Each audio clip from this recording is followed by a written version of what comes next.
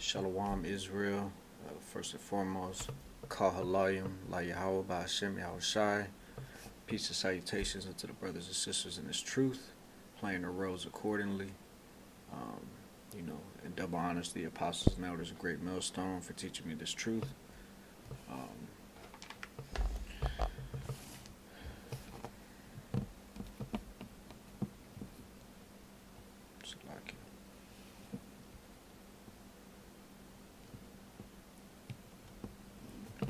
So I wanted to get into a topic of, the righteous order set up to perfection, all right, by the Most High, man. Because like I said, you know, playing our roles accordingly, the brothers and sisters playing our roles accordingly, right? Because we all have roles in this thing. We all have certain things we are to do, and according to our roles, certain things we're not supposed to be doing, right? And you got this video. This was a few days ago when it kind of like surfaced, I guess. But you got this video with this Israelite woman.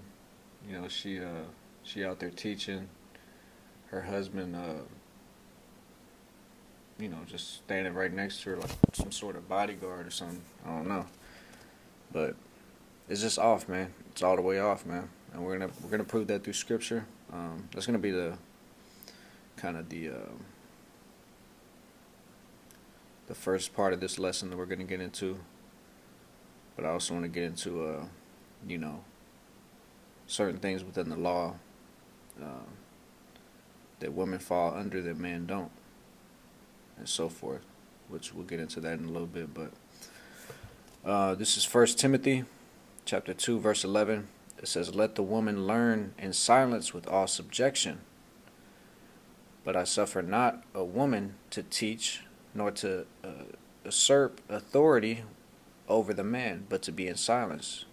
Usurp means to take power over, right? So the Most High would rather that a woman be, learn in silence and in subjection, right?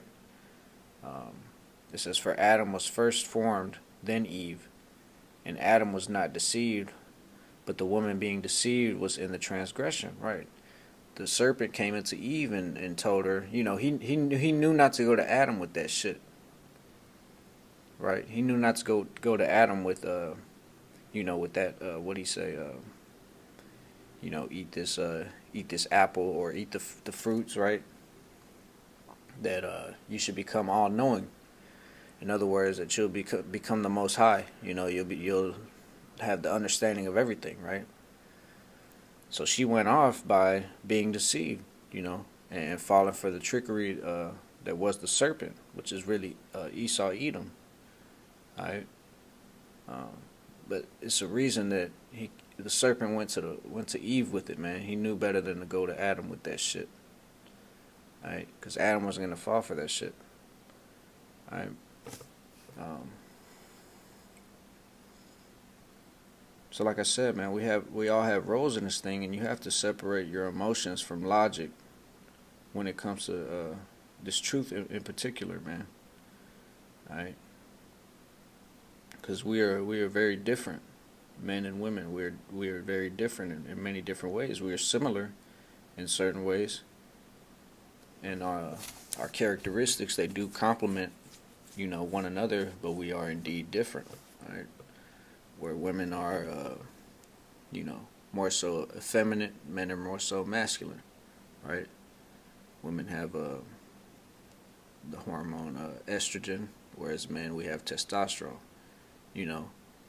It's just little things like that like I said, we complement one another very well. But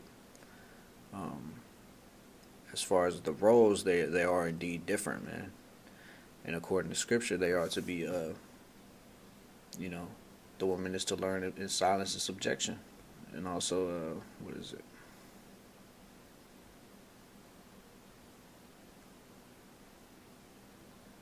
Yeah, this is 1 Corinthians 14 and 33. It says, "For the Most High is not the author of confusion, but of peace, as in all churches of the saints." Right, which a church is just a gathering, a group. It's not necessarily a temple or Because what does it say? I believe in Acts it talks about that the Most High dwelleth not in temples made with man's hands, right? Uh, Carrying on, verse 34 it says, "Let your women keep silence in the churches, for it is not permitted unto them to speak, but they are commanded to be under obedience, as also saith the law," right? Because we all have roles in this thing. And we're going to pull that in 1 Corinthians 11:3. It says, "But I would have you know that the head of every man is Hamashiach Yahushai," right, so-called Jesus. "And the head of the woman is the man. And the head of Hamashiach Yahushai is the Most High," right? So it's an umbrella. The Most High reigns supreme over everybody, right? Even Hamashiach Yahushai.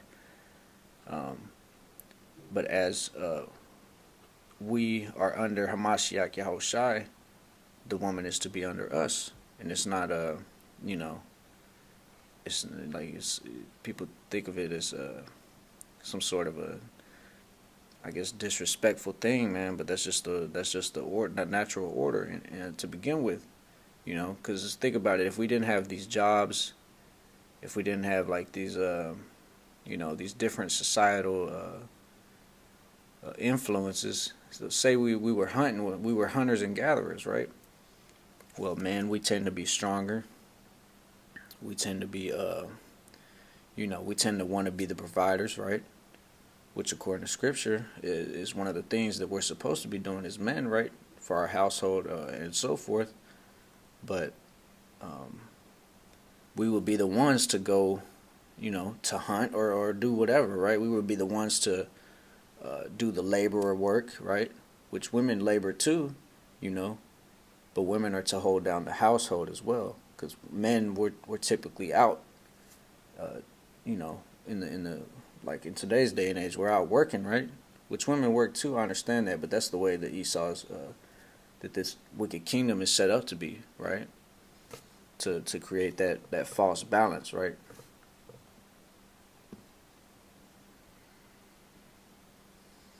Because just as, you know, just as a woman is married unto us, you know, husband and wife, we as men, we are wives of, excuse me, we are wives of Hamashiach Yahushai, man.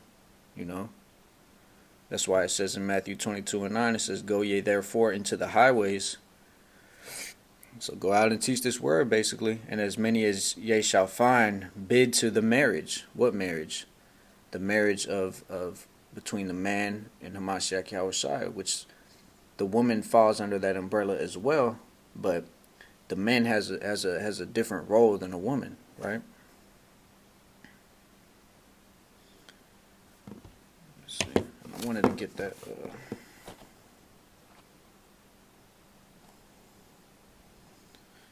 definition of woman, right? Because there's a couple different definitions. It says an adult female person. This is Merriam-Webster.com.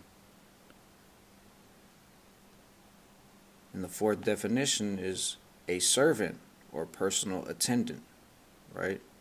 Just as we are servants of Hamashiach Yahushai, and we'll be quick to say it, man. We'll be quick to say it, you know. There's no shame in it, you know. That's the role that the woman has under the man as well, right? And it's not you know, it's not like like chains and bondage or anything like that. It's a reciprocal thing, of course. You know, like I said, our characteristics complement one another. But ultimately, the man does reign supreme over the woman, and that's the natural order of how it should be. You know, you'll have many women today who will say things like, you know, that the world would be a better place if women were in charge, right? Basically categorizing these damn devils who run the world with righteous men of the Lord, right? But that couldn't be any farther from the truth, right? Because if righteous men were in power, right? If men of the Lord were in power, which they will be ultimately, you know, under the Most High and Hamashiach Yahushai, the elect, right? if those men were in power, things would be a lot different, right? But you got these. This is Esau Edom's kingdom, man. You know, they own every central banking system in the world. You know, I mean, they were the first to develop the weapons of mass destruction. You know, they have that blessing for this time being, but the time is going to come where all that, uh, you know, is cut off from them, right? And the roles are going to be reversed. Yahweh Shai is going to reign supreme here on the earth, uh, sitting upon the throne of David. And the roles, like I said, the roles are going to be reversed, man. Right?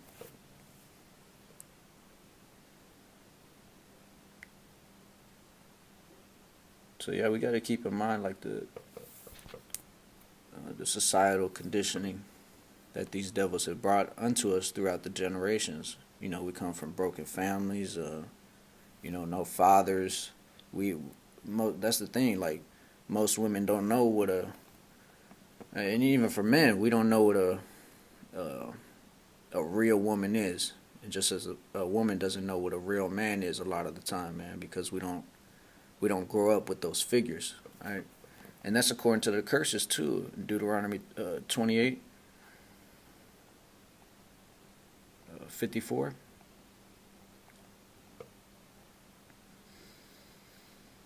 Bring that out real quick. It says, so that the man that is tender among you and very delicate, his eyes shall be evil towards his brother. Right, we have a evil eye towards one another, and we used to be very caring for one another. Which understand like with anything we say, it's a general rule of thumb. Of course, there are exceptions, right? Of course, there are some women that are more masculine than men, especially in today's society. That this, that, and the third. Of course, there are exceptions, but we're talking about a general rule of thumb, right? It says, and toward the wife of his bosom, and toward the remnant of his children, which he shall leave. Right? We grow up in a fatherless generation. That's part of the curses. Because if we were keeping the laws to the best of our abilities, the Most High would put certain spirits upon us. He would protect us with angels and whatnot, to where we wouldn't go off like that to leave our children, right? But a lot of these jakes out here, they have demons on them. Plain and simple, they have demons on them that they don't even, they grew up without a father and whatnot. So it's a cycling thing, right? It just goes from generation to generation, waxing worse and worse. Let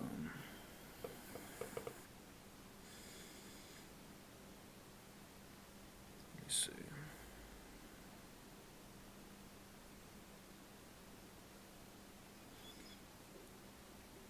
And you see, like, nowadays they have like this women liberation movements and feminism movements and whatnot.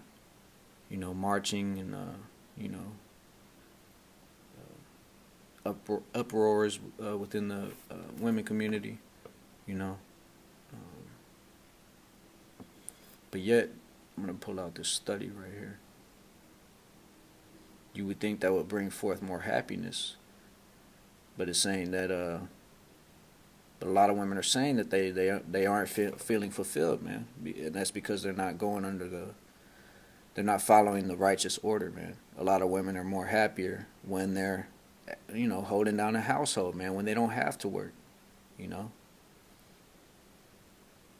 Let me see.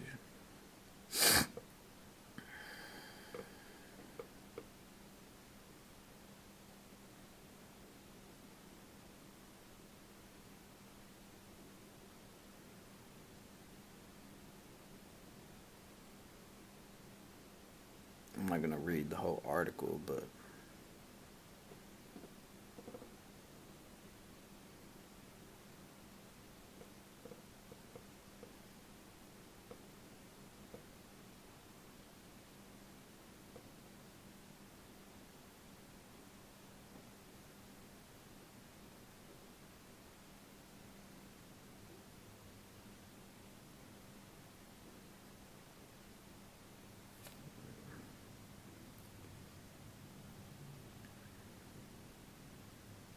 pretty much, I mean, you could look up this study yourself. Um,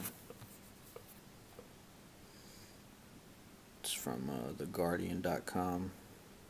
It's titled Gains in Women's Rights Haven't Made Women Happier. Why is that?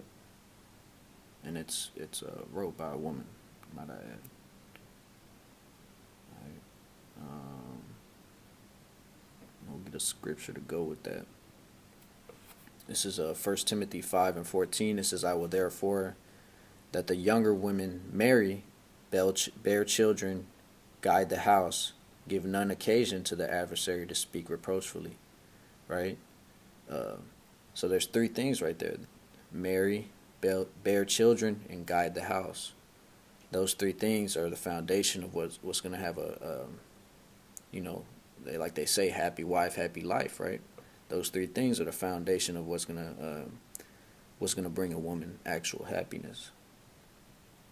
I mean, of course, there's other things that would add to that, but like I said, general rule of thumb.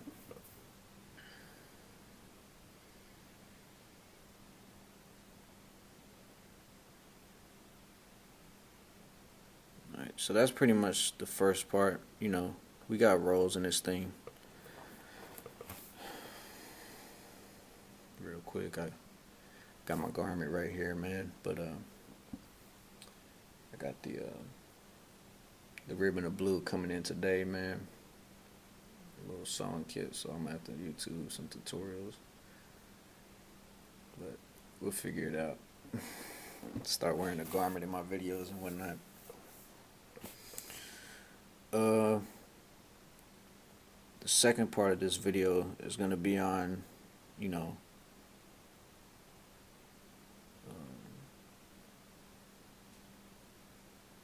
when we become men and women, right?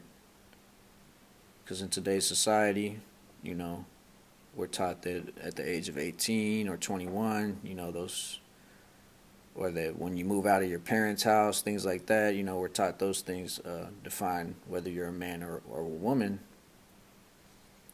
But what does Scripture say? And also, even without Scripture, what does nature tell us, So I'm going to start with 1 Corinthians 7:36.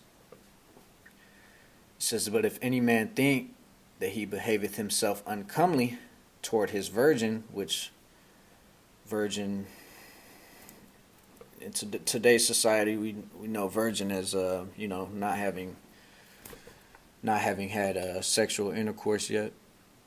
All right, but virgin has a few other definitions, and the one being used right here is young. Right? So, but if any man think that he behaveth himself uncomely, which uncomely means, let me get that definition because I forget.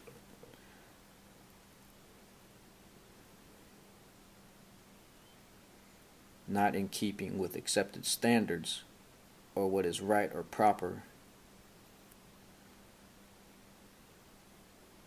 Right, so unbecoming, uncomely, toward his virgin, toward his young. So if you think you're doing wrong by your young, if she passed the flower of her age, what is the flower of her age? Alright, so real quick, before we continue reading, Yahushua, so-called Jesus, he became a man at 12 years old, when he left his parents' house and he started to go teach this word and prophesy and do the work, right? So we have these indicators of puberty that define when we become men or women, right? So that's what it means if she passed the flower of her age, she basically she started her cycle, right? Because I would say you, just according to nature, even without Scripture, you become a woman when you could procreate, right? When you can bear children. And we see a lot of teens having children, even at, super young ages, right? 12, 13 years old and whatnot. But our mindsets in this society just aren't there yet, Whereas if we were brought up the proper way, they might be, or they would be. All right, so if she passed the flower of her age, and need so require, let him do what he will, he sinneth not, let them marry, right? And marriage, according to Scripture, is sex. That defines marriage. In Esau's kingdom, they have these heathenistic rituals where they, a man gets on one knee and proposes, which isn't scripture at all, this, that, and the third, where under Esau's law, right, not the Most High's law, but under Esau's law, the laws that he has created,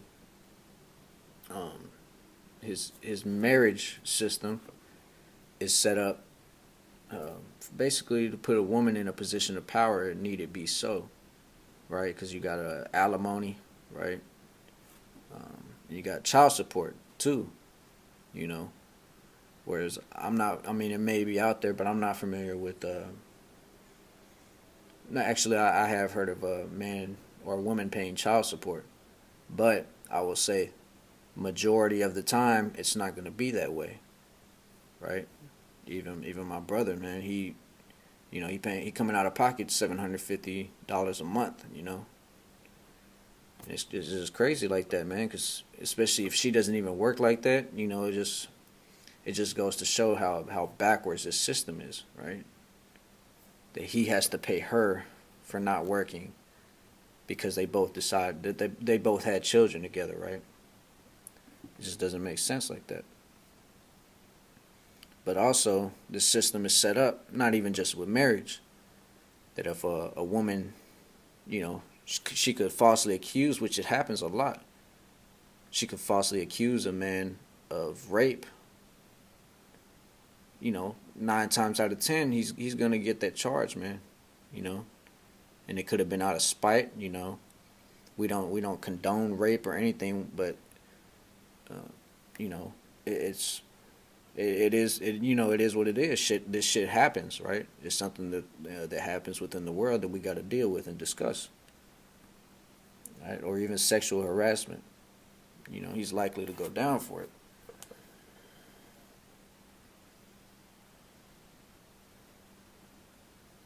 And like I stated already, man, you have to separate your emotions from logic when it comes to this thing, right?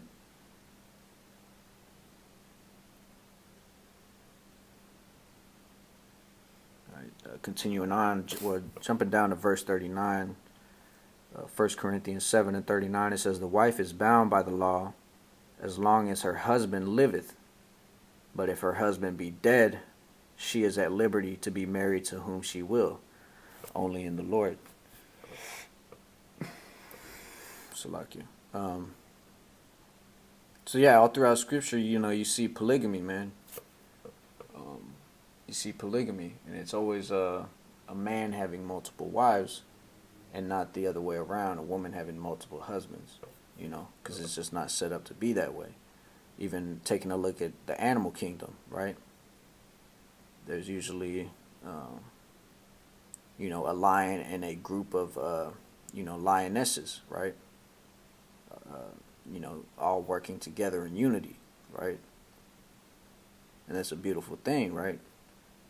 But here in this, with the societal influence, like we talked about, in Esau's kingdom, man, this is, it's frowned upon. It's not understood, right? Because most men would want to do this for lustful reasons, right? Threesomes and, shit like that, right? Which isn't lawful, right? So a righteous man of the Lord isn't looking at it like that. Put it like this. I would rather my wife not work, but let's say, for instance, I had multiple wives, and they all had jobs, and we all brought in a big income, right? The more jobs, the more money being made, we would bring in a bigger income, right? That would be able to support more children, because ultimately that's what sex is for, procreation, right? It's it's a great thing for pleasure as well, but that's what it's for ultimately, procreation. Right?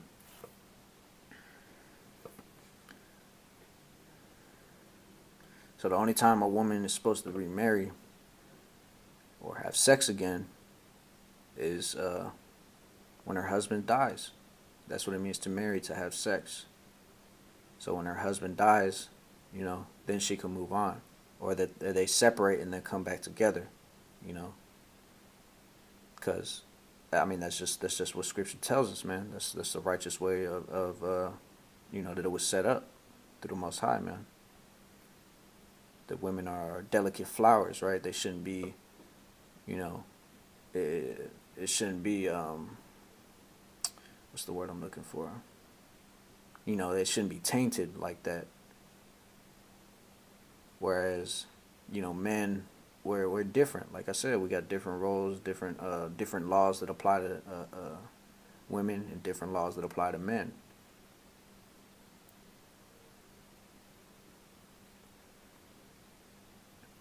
But I mean, today, more than likely, with all the curses, with the lack of understanding, you're gonna more than likely come across a woman who's been with a man or multiple men, you know, and that's just the way that it is nowadays, because a man being like I said, in Scripture you have polygamy, men having multiple wives, but they weren't called harlots, they weren't called thoughts or hoes or anything, because they're upheld to a different standard, right? Because it was in righteousness. It's not like you know, it's just the way that it's set up ultimately, man. All right. This is Amos 7:17. It says, "Therefore, thus saith the Lord, Yahweh, thy wife shall be a harlot in the city, and thy sons and thy daughters shall fall by the sword." Right. So, cheating, men cheat too, but I mean, technically, according to Scripture, a man couldn't cheat. You know, in righteousness, a man couldn't cheat.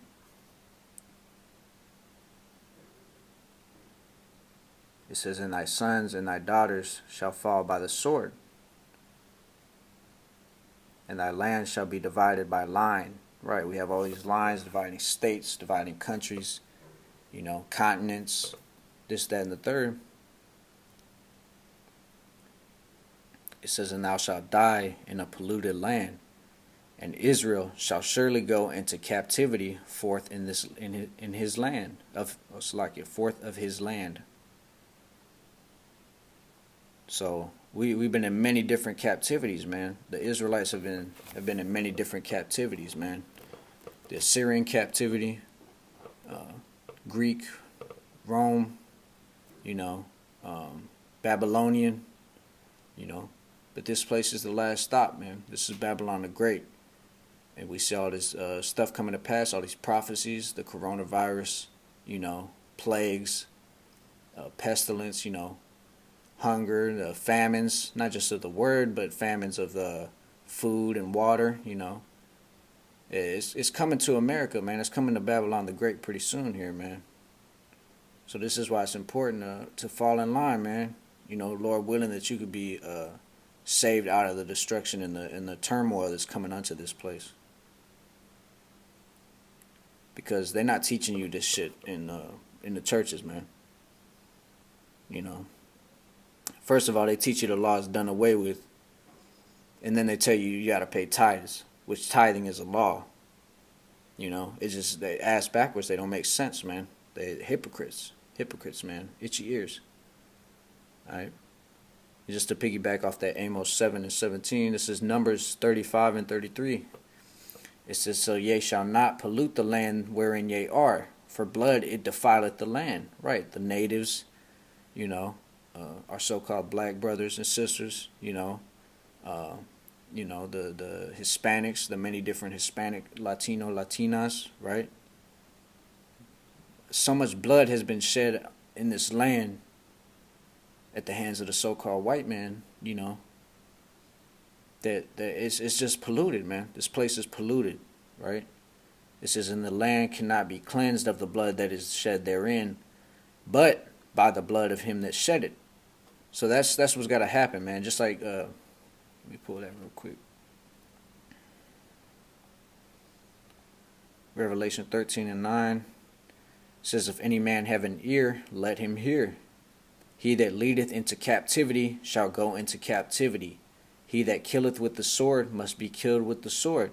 Here is the patience and the faith of the saints." Right. So it's a what you could call karma, man. It's just a cycle. What goes around comes around.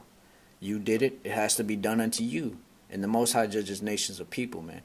Did the Most High care that there was a few good Israelites? No. We all had to go into that captivity and do what we had to do, man. We all had to face that judgment. And that's just what it is. So many people want to save the so-called white man and woman, but ultimately, there's nothing you can do or say, man. This is just what's got to happen to them. All right, so carrying on at verse 34, it says, "Defile not therefore the land which ye shall inhabit, wherein I dwell, for I, the Lord Yahweh, dwell among the children of Israel." All right, and going back to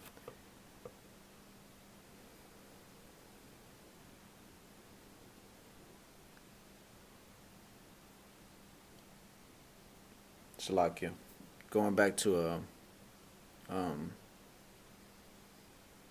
the topic of a woman and her role, this is Leviticus 21:14. It says, "A widow or a divorced woman or profane or an harlot," basically a prostitute, "these shall he not take, but he shall take a virgin of his own people to wife." Right? That's how the Most High would rather it be, right? But we, like I said, man, we're under this grace period because we wouldn't be able to get right otherwise, man. So we have to do what we can, to the best of our abilities. That's what repentance is for, That's that's why we're in this grace period for, That's what the renewing of your mind is for, man. Changing that frequency, man. Changing those thoughts, man. Rearranging the way you perceive things and look at things and act, right, and behave. Because we can't change the past, man. We can't change the things. I can't change that I have this tattoo on my arm. I can't change that I used to get fades and lineups. I can't change a lot of shit, but that's the point, man, that we're under this grace period. For once we do find out this truth, that we could turn away from those things and not do them anymore.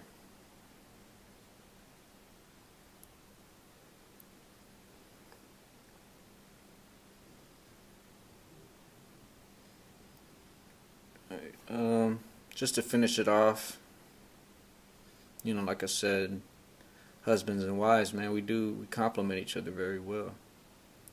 We have different roles, but we do complement each other very well. That's the harmony of it, that we're supposed to. A man is supposed to be with a woman, not a man with a man, not a woman with a woman, but a man with a woman. This is 1 Peter 3:7. It says, "Likewise, ye husbands, dwell with them according to knowledge." Dwell with who? Dwell with your wives according to knowledge, giving honor unto the wife as unto the weaker vessel, right? Because we general rule of thumb, but we are the stronger vessels, right? We tend to be more logical in our thought process. We tend to, this, that, and the third. But like it says, as unto the weaker vessel, and as being heirs together of the grace of life, that your prayers be not hindered, right? And then that was verse 7, so going to verse 1. It says, "Likewise, ye wives, be in subjection to your own husbands, that if any obey not the word, that they also may without the word be won by the conversation of the wives." Right, because I get to the women, I get it that a lot of these men aren't worthy to be followed. you know.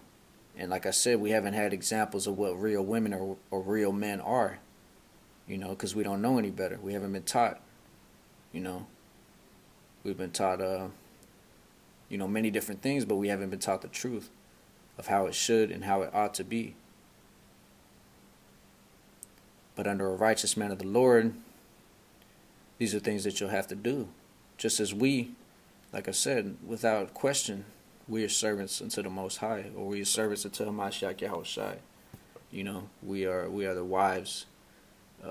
Like it's like I read in Matthew 22:9, bid the marriage. You know, we are married unto Hamashiach Yahushai.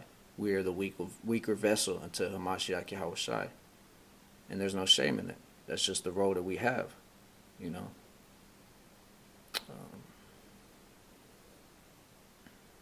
That's pretty much it, brothers and sisters. I hope this video will be edifying. You know, I hope this you know, kind of stirs up your thoughts a little bit, that you learn something. Maybe go back to the drawing board and you know, have a different perspective on certain things. But anyways, of course, giving all praises, honor, and glory to Yahweh, Bahashem, Yahushai, Bahashem, Rakakwadash. Peace and salutations to you brothers and sisters laboring in this truth, playing your roles accordingly. And double honors to the apostles and elders of Great Millstone. With that, I say Shalom.